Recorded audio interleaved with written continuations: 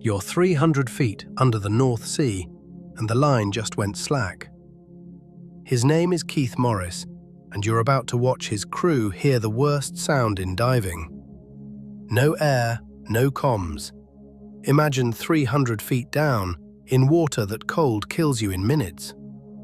And here's the part that should be impossible. He's about to dive for 30 straight minutes. Not clinically dying, actually dead. No pulse, no breath, nothing. And somehow, 30 minutes later, he walks off that boat.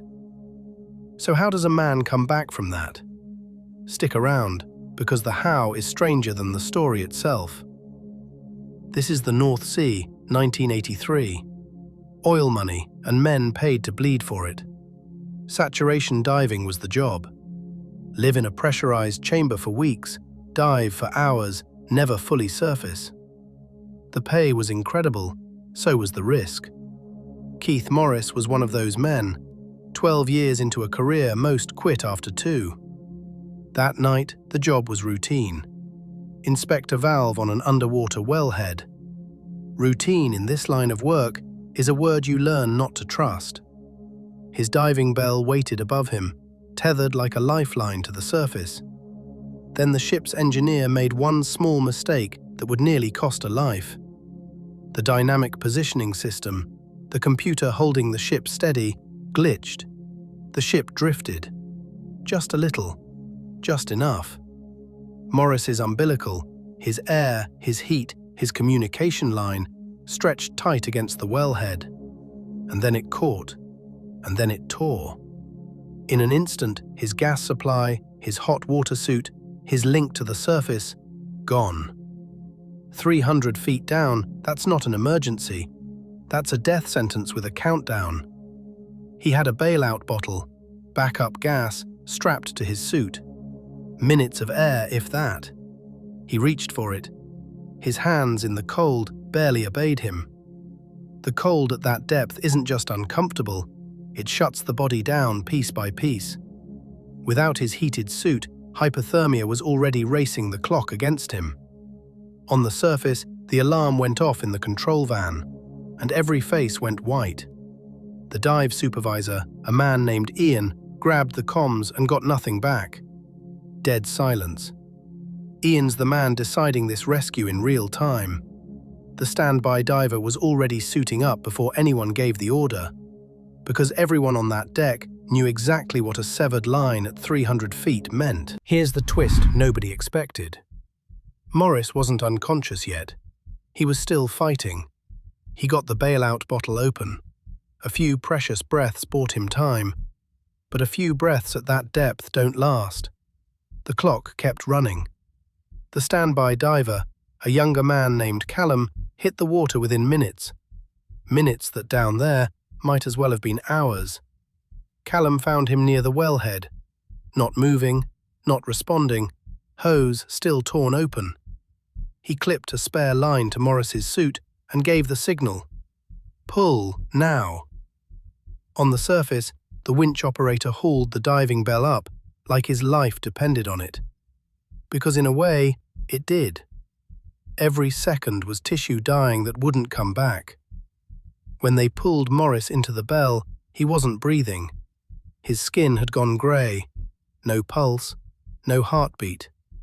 By every medical definition, he was already gone. And this is where the 30 minutes start ticking. 30 minutes, clinically dead. In a saturation chamber, still 300 feet of pressure away from real help. Most people, after 4 minutes without oxygen, suffer permanent brain damage. Morris had been without real oxygen for far longer than that already. So why wasn't he brain dead? That question is exactly what saved him. The same cold that nearly killed him, that same cold might be the reason he lived. Deep cold slows the body down, slows the brain's need for oxygen to almost nothing. It's the same trick that lets people survive falling through frozen lakes. But knowing why doesn't mean knowing what to do. And the clock was still running. Ian, back on the surface, was on the radio to doctors who had never seen a case like this. Standard CPR wasn't built for a man crushed under 6 atmospheres of pressure. So they improvised. Chest compressions, timed against the hiss of the gas system. 10 minutes gone. Still no pulse. Still no breath. 15 minutes. Someone in the chamber started to say what everyone else was thinking, but the medic wouldn't stop. Not yet. Not on his watch. 20 minutes. In any hospital on land, this would already be over. But they weren't on land. They were sealed in a steel tube at the bottom of the sea. And somewhere in that silence, something in Keith Morris's chest twitched. Nobody breathed. Nobody dared believe it yet. Then a cough. A wet, ragged, impossible cough. 29 minutes gone, and Keith Morris just took a breath on his own. Nobody in that chamber had ever seen anything like it. Nobody on the whole rig had either. 30 minutes. That's the number. 30 minutes clinically dead, and he came back. But coming back and being fine are two very different things. His body was breathing. Nobody knew yet if his mind had come back with it. Because 30 minutes without oxygen should mean a mind that never wakes up right again. And they still couldn't get him to real medical help. Not yet. Saturation divers can't just surface. Decompression takes days, sometimes longer. So the man who'd just died for 30 minutes had to survive days more, trapped in a metal tube. Ian relayed it all topside. The pulse, the breathing, the terrifying not knowing. Doctors on shore had questions nobody could answer over a crackling radio line. Hour by hour, Morris started talking. Slurred, but talking. He remembered the hose snapping. He remembered the cold. Then nothing. And here's the detail that stunned the doctors most. No brain damage. None at all. A man clinically dead for 30 minutes, and his mind came back completely intact. Every neurologist who studied the case later called it the same thing. Impossible. The cold water hadn't just failed to kill him, it had basically frozen the damage in place. Turns out the sea that nearly ended him was the same thing that saved his mind. That irony wasn't lost on anyone standing in that chamber. 6 days of decompression followed. 6 days of waiting to see if it would hold. Every hour that passed without a relapse felt like a small miracle stacking on the last. Finally, the hatch opened. Real air. Real sky. Keith Morris walked out of that chamber on his own 2 feet. The same man they'd written off as gone 30 minutes into that chamber. Callum, the diver who pulled him out, just shook his head and laughed with relief. Ian later said it was the longest half hour of his entire career, which, considering the job, is really saying something. The company that ran the rig quietly reviewed its safety systems after that night, because whatever failed that night nearly cost them a diver they couldn't explain saving. But here's the part almost nobody talks about. Morris went back to diving. Not right away, but eventually back into that same cold water. Most people would never go near a wellhead again. He went back down within the year. When people asked why, he just said the sea didn't owe him an apology. Doctors kept studying his case for years afterward, hunting for an explanation. Some called it the cold, some called it luck, some just called it Keith.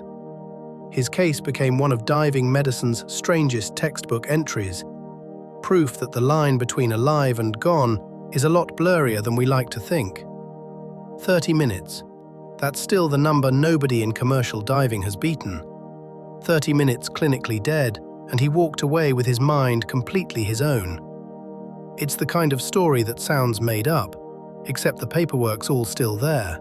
Signed statements, medical logs, a whole crew who watched it happen. And Ian, decades later, still can't fully explain what he saw that night. He just says, some nights the job reminds you how thin the line really is.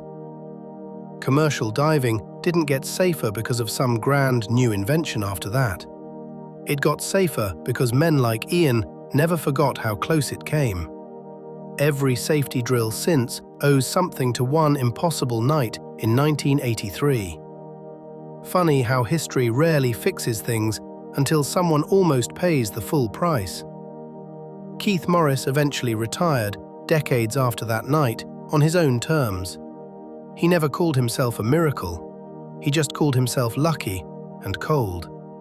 And if you ever wondered how close survival and loss really sit next to each other, this is exactly how close. 30 minutes, that's all that separated the two. If a story like this is the kind of thing that keeps you up thinking, good.